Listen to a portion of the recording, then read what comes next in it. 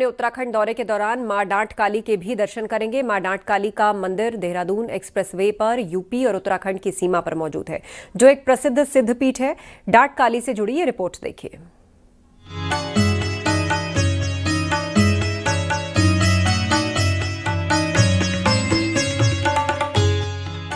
ये है उत्तर प्रदेश और उत्तराखंड के बॉर्डर पर दिल्ली देहरादून एक्सप्रेसवे से लगा डांट काली मंदिर। यूपी के गणेशपुर से और उत्तराखंड की सीमा से लेकर डांट काली मंदिर तक 12 किलोमीटर लंबा एलिवेटेड ग्रीन कॉरिडोर बना हुआ है, जिसका प्रधानमंत्री उद्घाटन करेंगे। इस कॉरिडोर को एशिया का सबसे बड़ा ग्रीन कॉरिडोर बताया जा रहा है। शुक्रवार को भी प्रधानमंत्री की विशेष सुरक्षा टीम के साथ ही यूपी और उत्तराखंड के अफसरों ने डांट काली मंदिर का दौरा किया और पूजा अर्चना से लेकर पीएम की सुरक्षा व्यवस्था का जायजा लिया। पूजा अर्चना का वो थोड़ा संक्षेप में हमें करना पड़ेगा, लगभग 10 मिनट का समय रहेगा पूजा का, तो उसी में हम जो पूजा रहेगी उनकी वो पूरी कराएंगे। और जो मुख्य पूजा रहेगी वो इसलिए रहेगी कि हमारा इतना बड़ा इको कॉरिडोर बन रहा है और 250 किलोमीटर का ये हाईवे बना है और इसमें 12 किलोमीटर का इको कॉरिडोर है, जो शायद एशिया में सबसे बड़ा है, तो उस विषय में पूजा रहेगी। इसी मंदिर में अब 14 अप्रैल को प्रधानमंत्री नरेंद्र मोदी भी पहुंचेंगे। उनका करीब 10 मिनट का कार्यक्रम रहेगा, जो यहां पर वो पूजा अर्चना करेंगे। और जो एलिवेटेड कॉरिडोर जो यहां पर बनाया गया है, जिसको एशिया का सबसे लंबा कॉरिडोर बताया जा रहा है, वो निर्बाध रूप से चलता रहे और देश और स्टेट की जो प्रगति है उसमें अपना योगदान देता रहे। इसकी कामना के लिए, इसकी कुशलता के लिए प्रधानमंत्री नरेंद्र मोदी यहाँ पर पूजा अर्चना करने वाले हैं। डांट काली मंदिर की स्थापना 1804 को हुई थी। मान्यता है कि जब देहरादून और सहारनपुर के बीच सड़क के लिए यहां टनल का निर्माण काम किया जा रहा था, तो बार बार बाधाएं आ रही थी। मान्यता है तब निर्माण कार्य में लगे इंजीनियर को माता ने अपने सपने में दर्शन दिए और उस स्थान पर पिंडी के रूप में स्वयं के प्रकट होने की बात कही। कहा जाता है कि जब अंग्रेजों ने माता की पिंडी को स्थापित कर प्राण प्रतिष्ठा की, तब टनल का काम बिना किसी बाधा के पूरा हो सका। 1804 में जब अंग्रेज दिल्ली से देहरादून का रास्ता बना रहे थे, तब उस समय यहाँ पे गुफा का निर्माण हो रहा था। तो जब वो गुफा का निर्माण कर रहे थे, तो उसमें वो रात भर में, वो दिन भर में मलबा निकालते थे, रात को दोबारा मलबा भर जाता था। तो जब ये काफी बार ये चीज हुई, तो उसके बाद माता ने, जो इंजीनियर साहब थे जो अंग्रेजों के उसमें थे, तो उन्हें सपने में दर्शन दिए और ये बताया कि मेरी पिंडी स्वरूप मलबे में है, पहले उसे आप स्थापित करिए यहाँ पे, और वो स्थापना होगी आषाढ़ के जो गुप्त नवरात्र होते हैं उसमें। फिर उसकी पूजा पाठ करिए, उसे मूर्ति स्वरूप दीजिए, फिर आपका जो दिल्ली देहरादून हाईवे पर डांट काली में अंग्रेजों के जमाने से टनल है, लेकिन वन वे होने के कारण यहाँ अक्सर जाम की समस्या बनी रहती थी। अब 6 लेन एक्सप्रेसवे बनने के बाद यहाँ पर 2 और नई टनल का निर्माण किया गया है। पुरानी टनल को डांट काली मंदिर जाने के लिए अभी भी सुरक्षित रखा गया है। न्यूज़ 18 के लिए देहरादून से सुनील नवप्रभात की रिपोर्ट।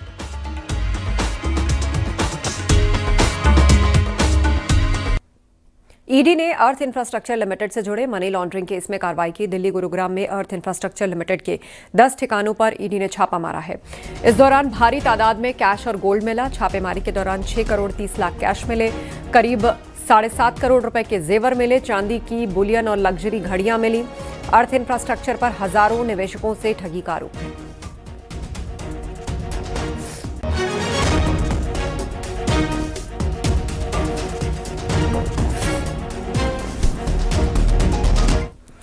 पीसीएस अधिकारी ज्योति मौर्य एक बार फिर चर्चा में है। पीसीएस ज्योति मौर्य के पति आलोक मौर्य ने न्यूज़ 18 से खास बातचीत की। इस दौरान उन्होंने ज्योति मौर्य को लेकर दावा किया कि अब तक दोनों का तलाक नहीं हुआ। उन्होंने कहा कि हम कोर्ट के बजाय साथ मिलकर बैठकर बात करेंगे, बच्चों के भविष्य को देखते हुए फैसला लेंगे।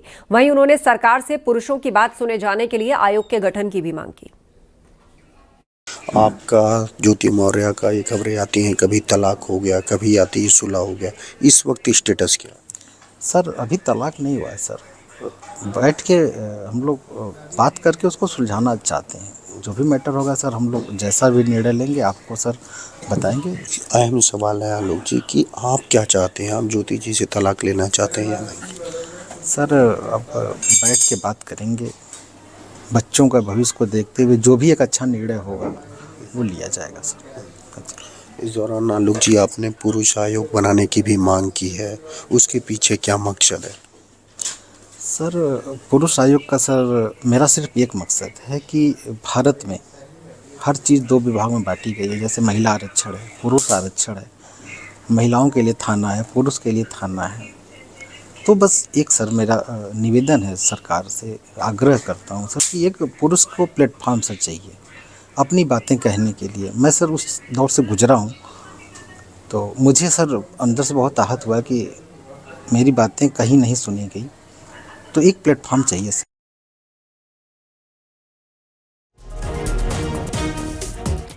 देहरादून से खबर है, जहां डीएवी पीजी कॉलेज छात्र संघ समारोह में बवाल देखने को मिला। डांस के दौरान छात्रों के बीच हाथापाई हो गई। इस दौरान एक छात्र पर चाकू से हमला किया गया। समारोह में हरियाणवी गायक मासूम शर्मा के कार्यक्रम के दौरान हंगामा हुआ। पुलिस मामले की जांच में जुटी।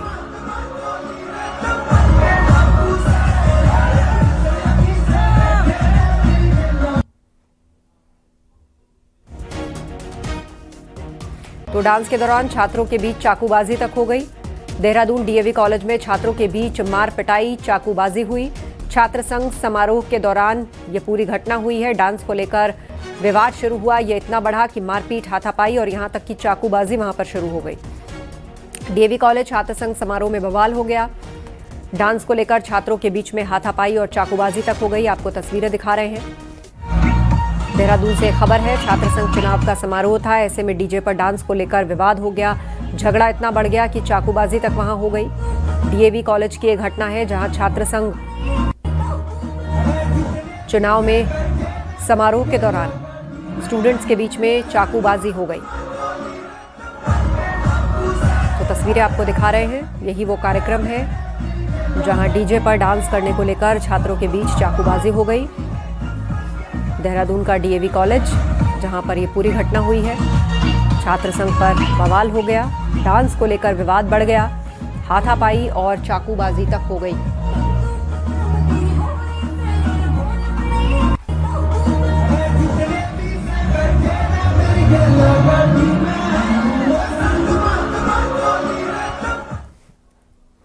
पीलीभीत में मिड डे मील में फर्जीवाड़े का खुलासा हुआ, जहां खंड शिक्षा अधिकारी के औचक निरीक्षण के दौरान मिड डे मील में सिर्फ 30 बच्चे मौजूद पाए गए, जबकि रजिस्टर में 70 बच्चों के नाम दर्ज थे। आशंका है कि मिड डे मील में बजट में बढ़ोतरी के लिए संख्या ज्यादा दिखाई गई।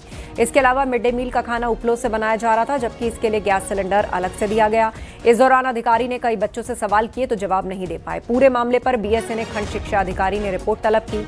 डीएम ने जांच के आदेश दिए और जिम्मेदारों पर सख्त कार्रवाई की जाएगी।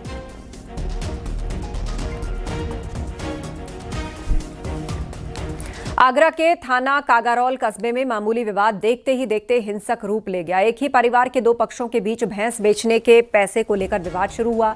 मारपीट हुई और पत्थरबाजी शुरू हो गई। दोनों पक्षों के बीच पैसों के लेन देन को लेकर पहले कहासुनी हुई, जो झगड़े में बदल गई। फिर दोनों तरफ से लाठी डंडे चले और पथराव शुरू हो गया। पुलिस भी मौके पर पहुंची, हालात पर काबू पाया। मामले में सख्त कार्रवाई करते हुए 36 नामजद और 25 अज्ञात लोगों के खिलाफ मुकदमा दर्ज किया गया है। अब तक 6 आरोपियों को गिरफ्तार किया जा चुका है, जबकि अन्य उपद्रवियों की पहचान कर उनकी गिरफ्तारी की कोशिशें की जा रही हैं। थाना कागरोल क्षेत्र के कस्बा कागरोल में एक ही समुदाय के दो पक्षों में भैंस को बेचने के पैसे के लेन देन को लेकर विवाद हुआ, जिसके क्रम में पुलिस द्वारा मुकदमा पंजीकृत कराते हुए 6 लोगों को गिरफ्तार किया गया है। वे अन्य अभियुक्तों के खिलाफ भी आवश्यक कार्रवाई की जा रही है। मौके पर शांति व्यवस्था कायम है। वे किसी भी प्रकार की कोई भी तनाव या कोई समस्या नहीं है। गाजियाबाद की जनता के लिए राहत भरी खबर सामने आई है। देर रात लखनऊ से शासन ने आदेश जारी किया। नगर निगम द्वारा बढ़ाया गया हाउस टैक्स वापस लिया गया है। अब शहरवासी पुरानी दरों पे ही हाउस टैक्स जमा करेंगे। पिछले कुछ समय से बड़े टैक्स को लेकर लोगों में नाराजगी थी, विरोध हो रहा था। शासन के इस फैसले से लाखों परिवारों को आर्थिक राहत मिलेगी।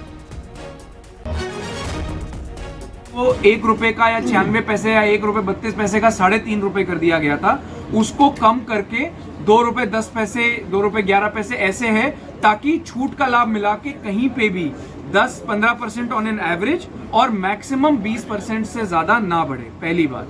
दूसरी बात, जिन लोगों ने जमा करा है लास्ट ईयर, उनको ये समायोजन अगले 3 साल में 1/3 पोर्टल में ही प्री फीड करके, ताकि उनको ना भागना पड़े, जोन में पहले से फीड करके पोर्टल से लाभ दिया जाएगा। जिन लोगों ने जमा नहीं किया है उनको ये सारी छूटों का लाभ मिलते हुए, और जो एक्ट में छूट है वो 3 महीने में अपना जमा कर सकते हैं। कोई जो ये बात चल रही थी कि 31 मार्च के बाद इंटरेस्ट लग जाएगा, पेनल्टी लग जाएगी, वो सब 3 महीने के लिए नहीं लगेगा।